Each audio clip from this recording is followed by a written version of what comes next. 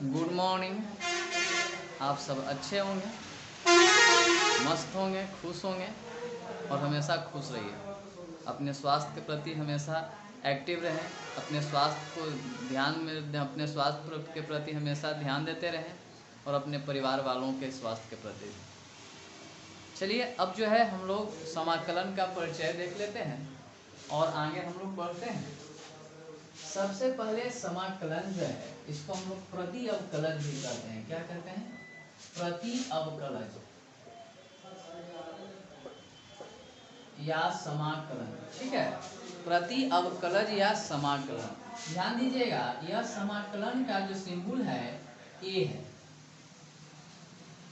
शेष नाग वाला जो सिंबल है हुक वाला, इसी को हम लोग समाकलन कहते हैं। क्या कहते हैं बाबू? समाकलन कहा जाता है। ये शेष नाग वाला है ना, देखे होंगे। अगर शेष नाग नहीं अगर दिखाई दिया होगा तो ये हुक है नहीं, ऐसा हुक थोड़ा सा और ऐसे रहता है, ऐसे ऐसे करके ऐसे रहता है हुक, जो लगता है लेडीज के जो है ना पहनते हैं कपड़ा, अब उसको क्या कहा जाता है, उसमें जो है ये हुक लगता है ना।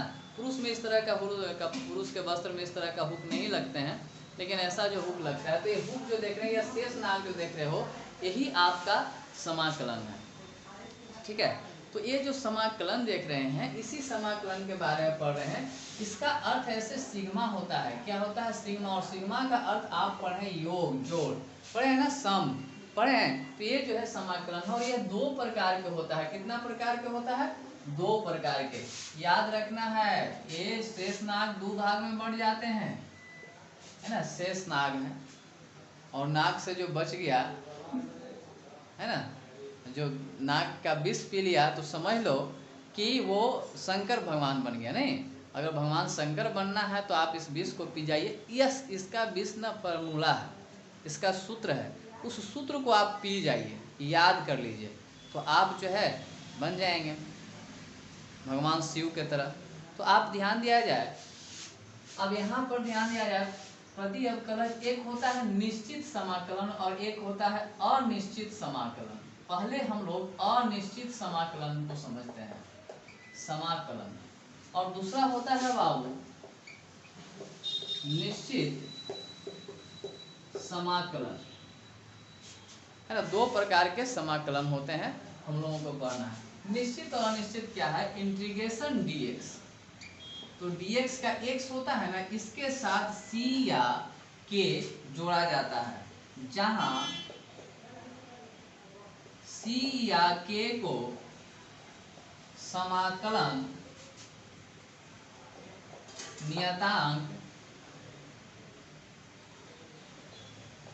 कहा जाता है ना। c और k को क्या कहा जाता है? समाकलन नियतांक।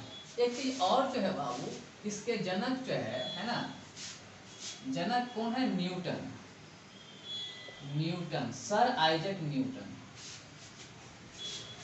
सर आइजैक न्यूटन जो है इनके जनक माने जाते हैं इंटीग्रेशन का, है ना। इसके फादर माना जाता है, हालांकि पूरे कैलकुलस का फादर माने जाते हैं, लेकिन यहाँ पर मूल रूप से इंटीग्रेशन में इनका योगदान है, क्योंकि इसका फिजिक्स में ही बहुत बड़ा योगदान है। तो ये जो है आपका सी और के समाकलन नियतांक है। हम लोग जैसे नहीं, अब इनडिफिनिट है, ध्यान दिया जाए, अनिश्चित समाकलन, इसको इनडिफिनिट भी कह सकते हैं, ध्यान दिया जाए, इनडिफिनिट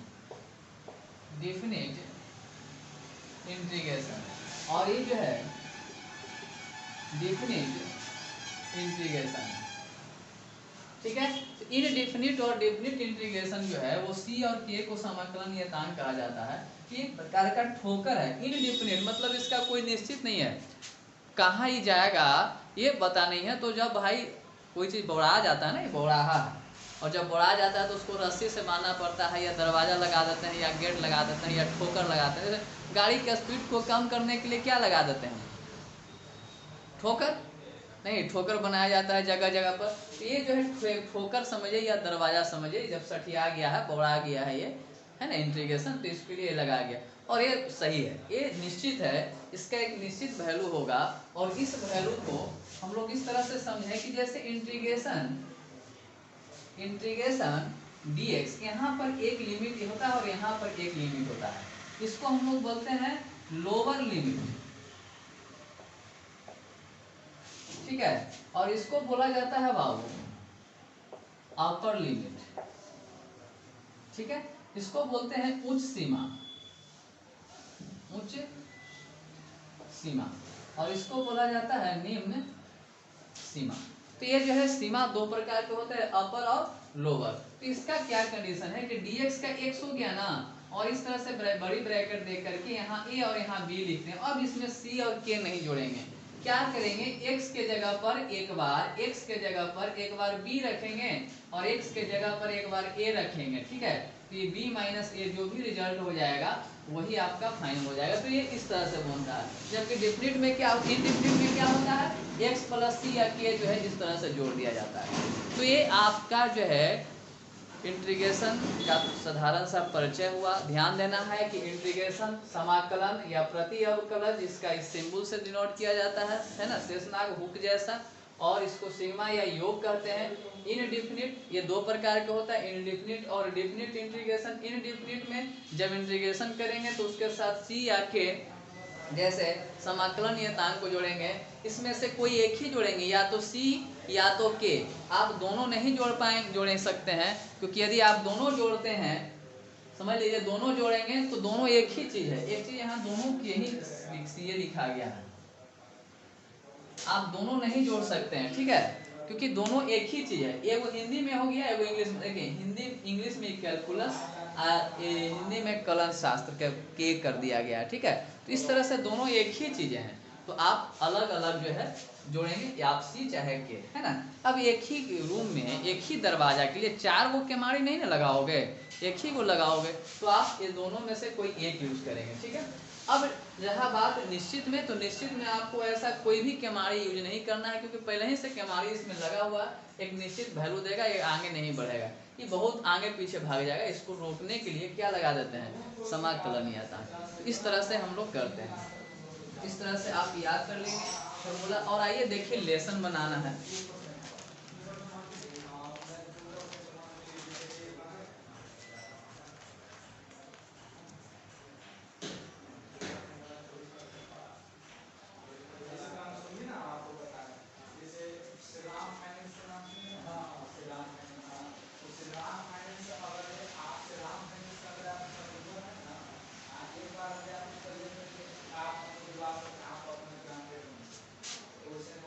देखिए समाकलन कई प्रकार के मतलब बनाने की कई विधियां हैं, और उसमें से हम लोग निरीक्षण विधि भी पढ़ते हैं, उसके बाद प्रतिस्थापन विधियां हैं, फिर जो है और भी विधियां हैं। तो सब विधि के बारे में हम लोग पढ़ेंगे। मूल रूप से 3 विधि जो हम लोग को पढ़ना है, प्रतिस्थापन, आंशिक भिन्न द्वारा वियोजन का भी खंडन है, और समाकलन है, और खंडशः समाकलन है। इसके बारे में बात से आज एक नॉर्मल जो है चीज़ें पढ़ना है, उस चीज़ को ध्यान दीजिएगा।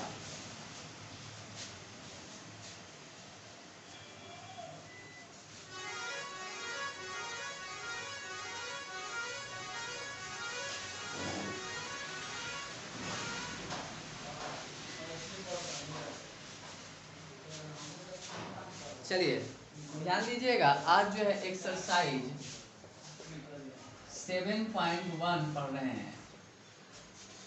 इसमें पहला फर्स्ट देखिएगा, साइन 2x दे दिया है। अब साइन 2x को एक चीज याद रखेंगे, इंटीग्रेशन को i से डिनोट करेंगे। देखिए इंटीग्रेशन को किससे डिनोट कर सकते हैं, i से, इंटीग्रेशन को i से, ठीक है। तो i से जो डिनोट करेंगे, तो यहाँ पर ध्यान दीजिएगा कि साइन 2x का समाकलन निरीक्षण विधि से करना है। कितने, किसका विधि से, निरीक्षण, इसका निरीक्षण। तो ध्यान दिया जाए, हम लिख सकते हैं कि हम जानते हैं क्या निरीक्षण करना है। आपको थोड़ा सा ना सोचना है, क्या सोचना है कि साइन 2x जो दिया है ये किसका डीसी होता है, तो कॉस का डीसी होता है। पढ़े हो बाबू, हम लोग क्या पढ़े कि हम जानते हैं, या लिख सकते हैं we know that, we know that, हम क्या जानते हैं कि d cos 2x by dx बराबर माइनस साइन 2x। अब देखिए ये अगर डीसी है तो यहाँ चैन रूल की आवश्यकता पड़ेगा। ये आप भी बताए थे कि x का जो गुणांक होता है वो गुना में आता है, तो इतना हो जाएगा। अब यहाँ पर ध्यान देना है कि डी कॉस 2x बराबर -2।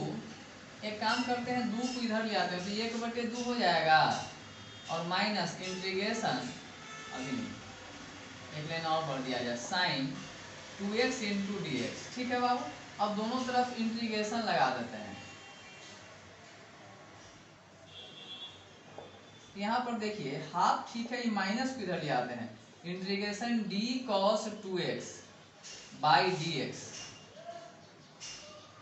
नहीं डी एक्स उधर चल गया, और फिर इधर जो है इंटीग्रेशन, माइनस तो इधर आ गया है तो इधर क्या बचेगा, sign 2x by D x. ठीक है, तो यहाँ पर ध्यान दो कि हाफ ठीक है, माइनस हाफ ठीक है, और इंटीग्रेशन, देखिए इंटीग्रेशन हटा दिए, इसको डी आई पूरा को x पढ़िए तो अभी एक फॉर्मूला बताए थे कि dx का x प्लस c होता है ना। यहाँ पर क्या हो जाएगा कि साइन कॉस का क्या हो जाएगा, साइन नहीं सॉरी, dx का x है ना तो x हो जाएगा, पूरा x का काम कर रहा है, तो ये हो जाएगा cos 2x प्लस c बराबर integration sine 2x plus dx, sine 2x dx। ये आपका आंसर हो गया, समझ गए। तो इस तरह से आपको सॉल्यूशन देना है, तो इस तरह से पहल का सब ध्यान दिया जाए, कोई भी प्रॉब्लम दे रहेगा तो यहाँ साइन देना है तो देखना है कि केकर डीसी है, अगर कॉस दे रहता है तो यहाँ साइन लेते हैं, यहाँ टेन दे रहता है तो यहाँ सेक लेते हैं, समझ रहे हैं। इस तरह से किसका डीसी है, जैसे cos 3x है तो यहाँ साइन लेंगे अगला में, फिर e के पावर x है तो e के पावर x से होता है ना बाबू। इस तरह से हम लोग बनाएंगे, अगर नहीं बनेगा तो फिर आपको कॉल करेंगे या व्हाट्सएप कर दीजिएगा, फिर सब बना देंगे। फिर आगे देखिए छठा से आप लोगों से एकदम आसान बन जाएगा, छठा से निरीक्षण विधि नहीं करना है, एकदम आसान सा तरीका यूज करना है। क्या करना है वो आप समझ लीजिएगा तुरंत।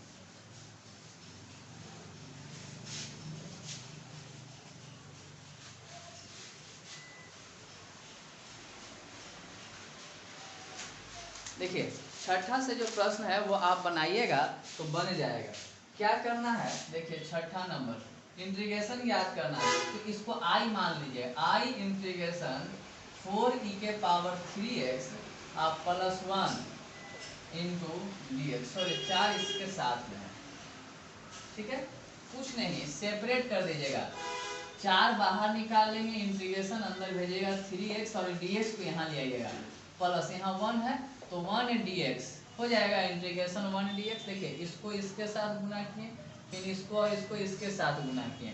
अब देखिए 4 ठीक है, e के पावर x का e के पावर x बताए हैं, x का गुणांक कितना है 3, तो ध्यान रखना डीसी में बताए थे कि जो गुणांक होता है ओकरा में गुना में आ जाता है, डीसी में यहाँ आ जाता है, लेकिन नहीं, ये भाग क्या है, इंटीग्रेशन है ना, तो इंटीग्रेशन में जो गुणांक रहेगा वो भाग में आ जाएगा, कुछ में आ जाएगा भाग में, प्लस dx का x प्लस c। ध्यान दिया जाए क्या किए, इसको इससे गुना किए, इसको इस इन दोनों इसको गुना करके इतना लिखे, कांस्टेंट को बाहर निकालेंगे, 1 dx को इतना लिख दिए, आप 1 को ऐसे बाहर कर सकते थे, तो dx का x होता है ना तो वो हो गया। देखिए e के पावर x का इंटीग्रेशन e के पावर x बताए हैं, और x का जो भी गुणांक रहेगा वो भाग में आएगा, इंटीग्रेशन में भाग में और डीसी में क्या होता है गुना में, तो ये आपका x प्लस c हो गया। इस तरह से आप बना लेंगे। अब देखिए वो लगले और देख लीजिए तो ज़्यादा अच्छा है, समझ में आ जाएगा। सातवां देख लीजिए, आई बराबर integration x square into 1/1 minus x square D x. अगर आप ऐसा करते हैं तो हो जाएगा एक्स स्क्वायर, इसको देखो इससे गुना कर रहे हैं, और डी एक्स इंटीग्रेशन माइनस यहाँ अब इससे गुण किया जाए, x square by x square और डी एक्स, इससे ही खत्म हो गया। यहाँ पर आप ध्यान देंगे कि एक्स स्क्वायर क्या बचा, integration x square D x minus यहाँ सब खत्म हो गया तो 1 ना, तो 1 तो क्या बच जाएगा dx। अब यहाँ ध्यान दो x के पावर n, तो n प्लस 1 सूत्र बताए हैं, देखिए सूत्र बताए हैं, तो 2 प्लस 1 बटा में 2 प्लस 1 माइनस dx का कितना x प्लस c। अभी कितना हो जाएगा x का Q by Q minus x plus c। समझ में आया, उम्मीद करते हैं आया होगा, नहीं भी आता है कॉल करके पूछिएगा। अब इस तरह से आपसे जितना बनता है बनाइएगा, अगर नहीं बनेगा तो फिर हम आगे बनाएंगे। बस आज इतना ही।